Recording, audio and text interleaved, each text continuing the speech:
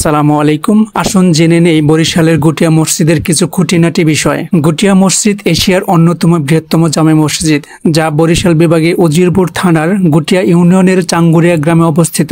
বরিশাল শহর থেকে 11 কিলোমিটার দূরে 14 একর জমির উপর বিশাল এই মসজিদটি গড়ে তোলা হয়েছে। গুটিয়া মসজিদ নামে পরিচিতি পেলেও এর নাম বাইতুল আমান।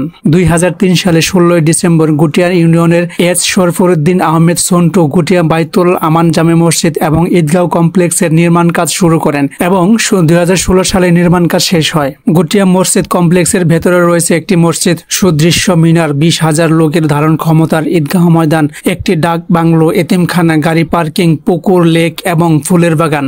মসজিদটিতে একসঙ্গে প্রায় 1500 মুসল্লি নামাজ আদায় করতে পারবে এবং মসজিদটির মিনারের উচ্চতা প্রায় 193 ফুট। গুটিয়া মসজিদের তত্ত্বাবধানে 30 জন কর্মচারী সর্বদা নিয়োজিত রয়েছে। এই মসজিদটিতে মহিলাদের পৃথক নামাজ আদায়ের ব্যবস্থা রাখা হয়েছে। সবাইকে অসংখ্য ধন্যবাদ। আল্লাহ হাফেজ।